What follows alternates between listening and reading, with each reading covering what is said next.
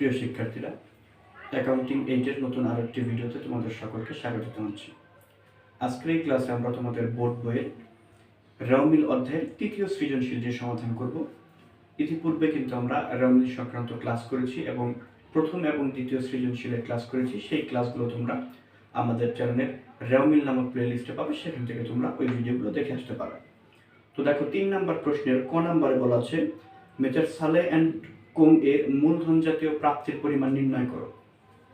তো মূলধন জাতীয় প্রাপ্তি মূলত 3টি, কিন্তু রেওমিলের অধ্যায়ের জন্য আমাদের কিন্তু মাত্র 2টি শিখলেই হবে। সেটি হলো মূলধন এবং ঋণ গ্রহণ।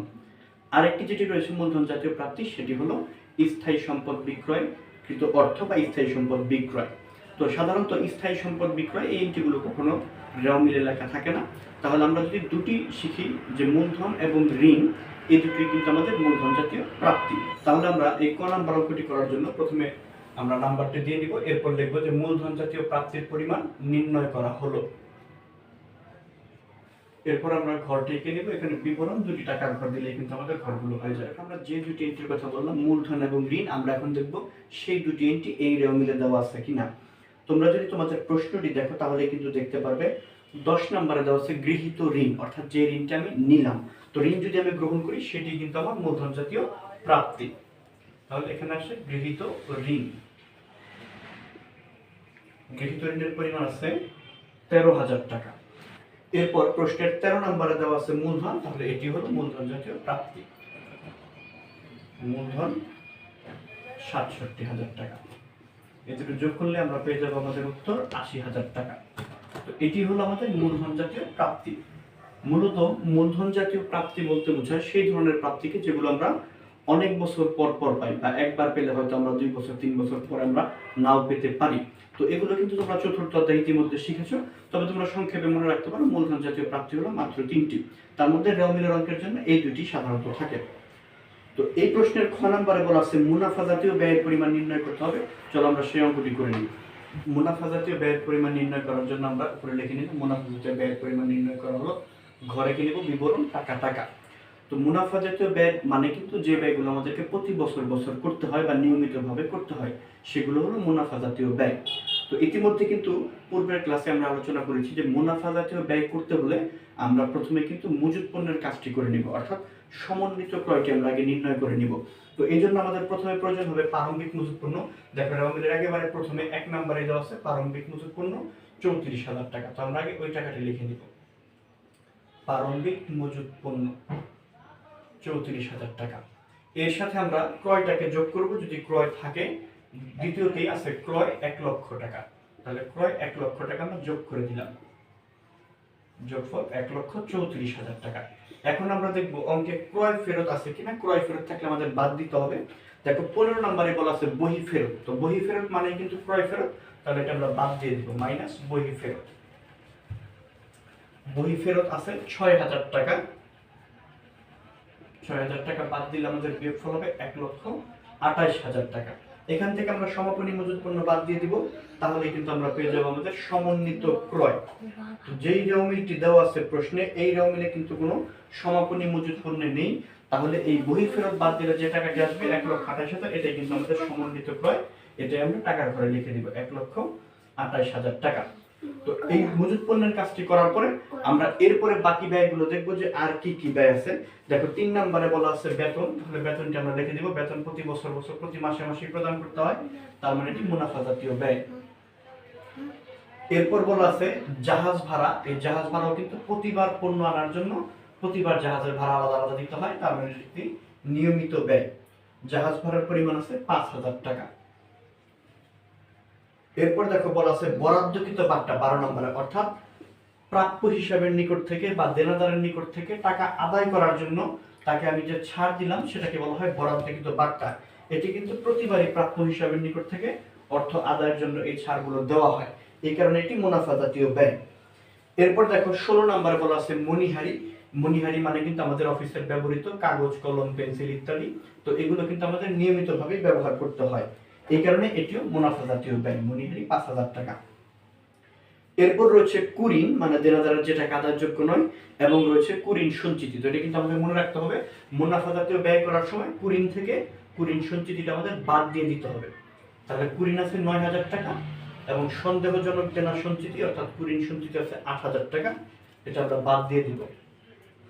সন্দেহজনক দেনা সঞ্চিতি 8,000, তো এটা বাদ দিলে 1,000 টাকা। এটা হলো আমাদের নিট কুরিন।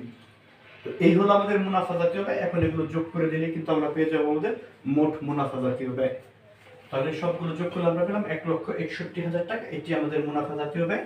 এই মুনাফা জাতীয় ব্যয়ের উত্তরটি নেবে ক্লোজিং দিয়ে দিলে কিন্তু আমাদের খ নাম্বার প্রশ্নের উত্তর করা শেষ হয়ে যাবে। তো এই প্রশ্নের এই সৃজনশীলের গ নাম্বারে বলা আছে মেচার সালে এন্ড কোঙ্গের রেওয়া মিলটি শুদ্ধ করো। তো তোমরা যদি প্রশ্নটি দেখো এখানে প্রশ্নে কিন্তু একটি রেওয়া মিল দেওয়াই আছে, কিন্তু কিছু কিছু একটি ভুল দেওয়া আছে, সেগুলো আমাদের শুদ্ধ করতে হবে। তো চলো আমরা রেওয়া মিলটিকে শুদ্ধ করি।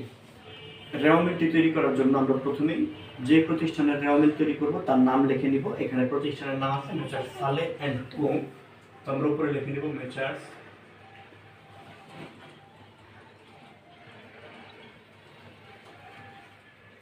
সালে এন্ড কোং এর রেওয়া মিল,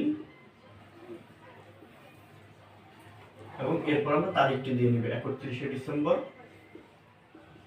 2017।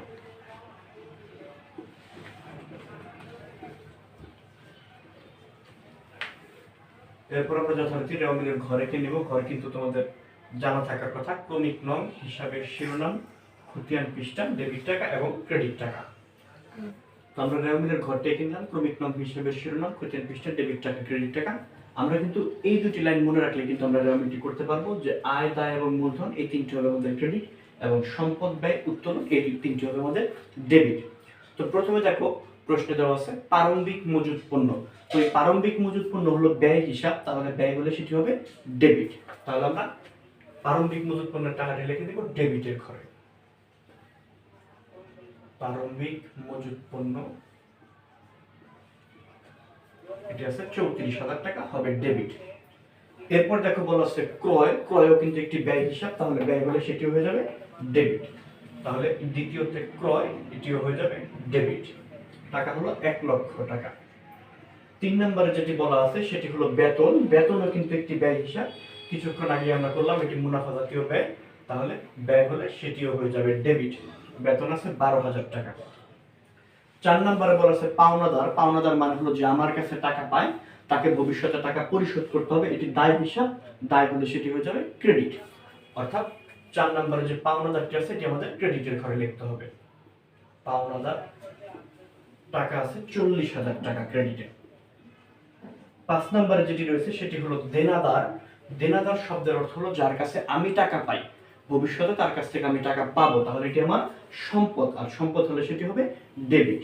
তাহলে 5 নম্বরে যে দেনাদার আছে সেটি আমরা লিখব ডেবিট পাশে বা ডেবিটের দিকে। টাকা আছে আমাদের 16,000।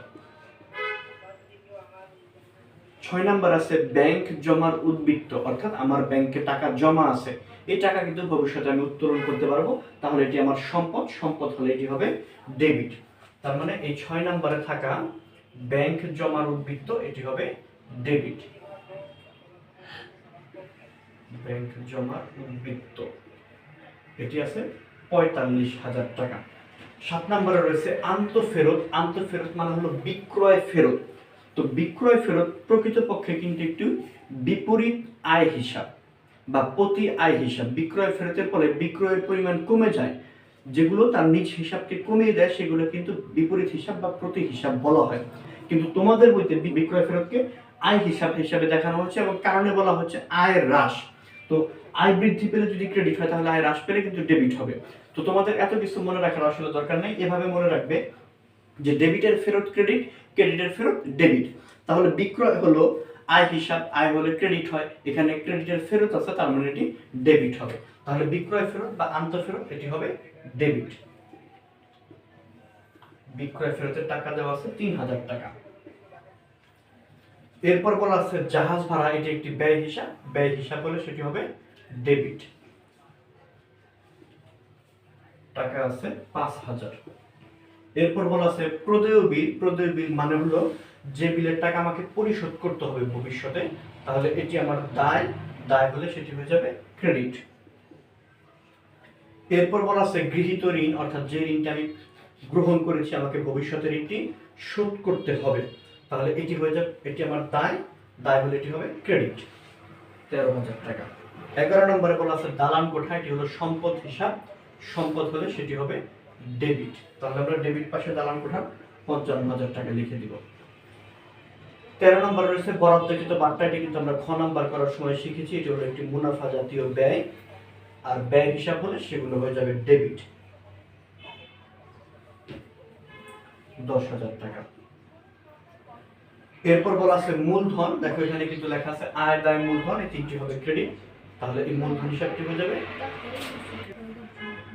এরপর বলা আছে বিক্রয়, বিক্রয় হলো আয় হিসাব, আয় হলে সেটিও হয়ে যাবে ক্রেডিট 1,40,000 টাকা।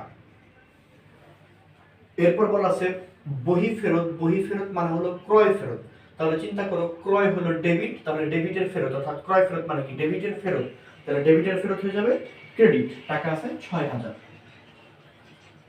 16 নম্বরে বলা আছে মনিহারি, এটি একটি ব্যয় হিসাব, ব্যয় হলে সেটি হয়ে যাবে ডেবিট, মনিহারি দেওয়া আছে 5,000 টাকা। এরপর বলা আছে কুরিন, এটিও ব্যয় হিসাব, ব্যয় হলে সেটি হয়ে যাবে ডেবিট। এবং এরপর দেওয়া আছে কুরিন সঞ্চিতি, মনে রাখবে পাওনাদারের বাট্টা সঞ্চিতি, প্রদেয় বিলের বাট্টা সঞ্চিতি, এই দুই বাট্টা সঞ্চিতি ছাড়া সমস্ত প্রকার সঞ্চিতি হলো ক্রেডিট।